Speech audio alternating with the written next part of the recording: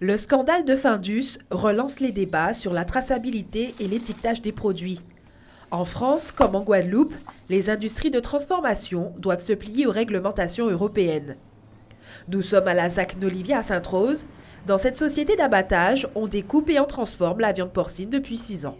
L'usine a la particularité d'être dans un schéma de filière intégrée. Ça nous met à l'abri de certaines origines, de certains doutes. Nous maîtrisons la chaîne du début jusqu'à la fin. Nous recevons des animaux sur pied et nous fournissons aux clients des côtes, des poitrines tranchées ou de la saucisse. Et pour maîtriser la chaîne, l'usine compte parmi ses employés un responsable hygiène et qualité.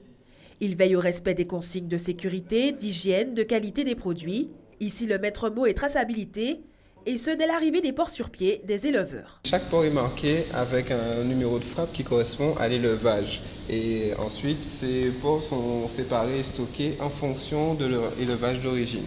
Donc les porcs provenant de différents éleveurs ne sont pas mélangés. À l'abattage, un technicien vétérinaire est présent. Il procède à des contrôles ante-mortem et post-mortem. L'objectif, vérifier que la viande de porc ne présente aucune maladie ou contre-indication à la consommation. Prochaine étape, la pesée.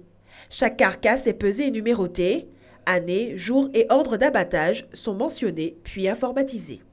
Donc une fois pesé, on a ici une étiqueteuse qui génère des étiquettes de traçabilité qui seront apposées sur chaque flanc de la carcasse. Donc avec cette étiquette, les porcs seront stockés ensuite en chambre froide de ressuyage. Dans la chambre froide de ressuyage, les carcasses resteront 24 heures avant d'être acheminées à la transformation. Et là encore, aucune difficulté à deviner la provenance de ces porcs.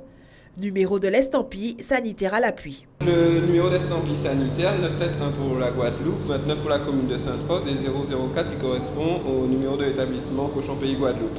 C'est un numéro d'agrément sanitaire européen qui prouve qu'on a le droit de vendre le produit qu'on fabrique. C'est obligatoire pour tous les établissements qui vendent des produits à base de viande.